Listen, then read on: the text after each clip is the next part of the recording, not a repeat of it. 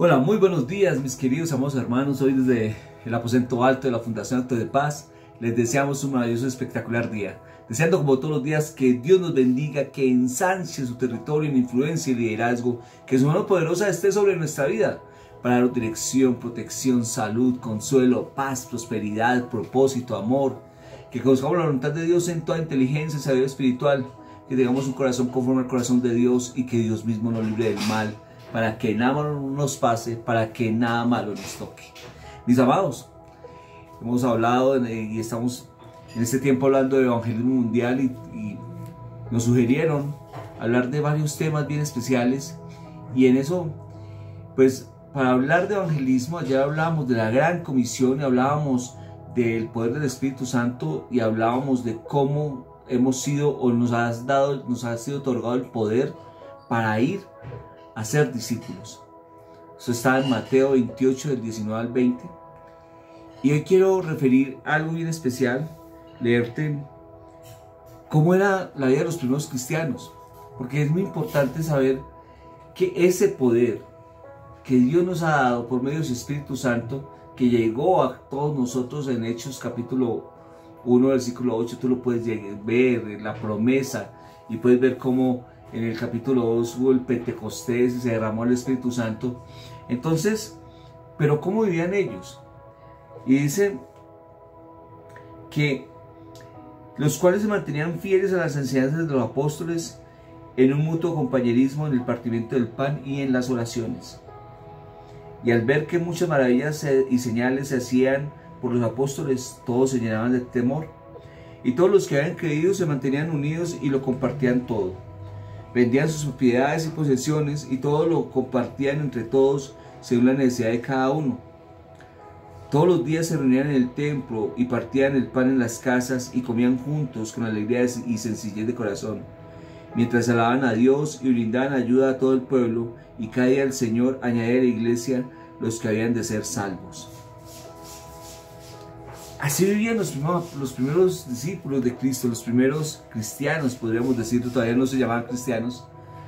Más o menos ese nombre lo reciben casi 15 años después de esto, más o menos 13 años después de esto, cuando se funda la iglesia de Antioquía.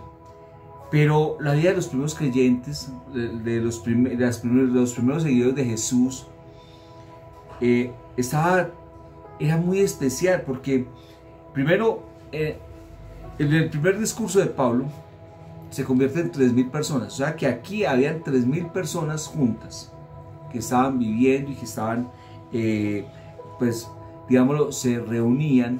¿Y se reunían en dónde? Se reunían en el templo y se reunían en las casas. En el templo es muy importante la oración, y la oración en el templo, y yo te digo que si de alguna manera no te congregas, por favor, ve a un templo, ve y congrégate en una iglesia de sana doctrina, ve y trata de ir. ¿Por qué es tan importante? Porque cuando nosotros compartimos y entre todos estamos en comunidad orando a Dios,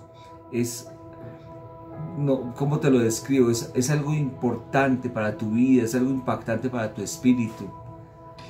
Y en armonía los hermanos juntos están ahí. Pero también dice que lo adoraban en las casas, dice, y partían el pan en las casas y comían juntos con alegría y sencillez de corazón. Mira, entre semana ve a un grupo de oración en una casa. Y si no tienes uno, establece uno. Invita a varios. Muchos lo llaman de muchas formas: un altar familiar, un grupo de oración, una casa de oración, una casa de paz, una célula, un grupo de conexión. Como tú lo quieras llamar, no importa, pero reúnete con otros tuyos, con tu familia, a tener un tiempo con Dios, a tener un tiempo de estudio de la palabra, a tener un tiempo de coinonía al lado del Señor, al lado de Dios. Mira, muchas veces en muchas casas, o en mi casa, por decir algo, los fines de semana, en mi casa paterna, siempre se reunían a jugar parqués o a jugar dominó. ¿Por qué no reunirnos en una reunión específica a hablar de Jesús, a hablar del Señor? Esto es bien, bien especial. Y entonces, cuando hacemos esto, estamos alabando a Dios. Hay otra cosa que dice que a mí me encanta esto: y todos los que habían creído se mantenían unidos y compartían todo.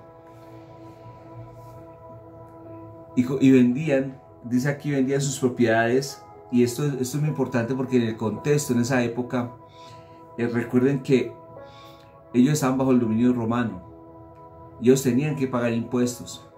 Y el que no pagaba impuestos se hacía esclavo.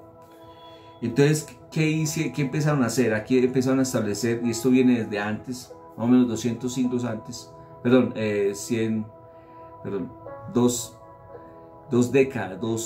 200 años antes, con el Imperio griego. Para poder pagar impuestos, ellos empiezan a unirse muchas personas y a hacer una especie de cooperativa. Se llamaba kibbutz, o se llama kibbutz todavía, funciona hoy en día en Israel. Y entonces ellos vendían las propiedades y se ponían a trabajar. Y al trabajar, ellos solventaban para poder pagar impuestos y para poder comer. ¿Y cómo era el trabajo en esa época? Recuerden que el trabajo era muy artesanal. Entonces, o hacías ropa o hacías quehaceres domésticos y tenías que trabajar en el campo. Entonces, o cosechabas algún tipo de alimento, alguna cosa, o también entonces estaban produciendo con el ganado.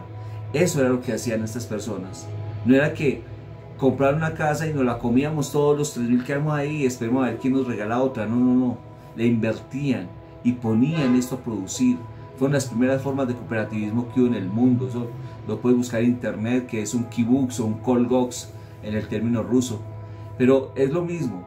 Y entonces, cuando vemos esto, vemos que ellos empezaron a producir un cambio. Porque no solamente eran personas que, a ver, en esa época los que sabían escribir eran muy pocos. Pero ellos empezaron a estudiar la palabra de Dios. Y para estudiar la palabra de Dios, ¿qué tenían que aprender? Aprender a leer y a escribir.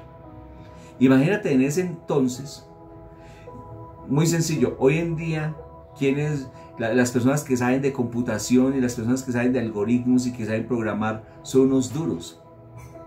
Y los llaman a buenos puestos porque los necesitan ahí. Es lo mismo. En esa época, los que sabían leer y escribir eran los duros, eran los que sabían.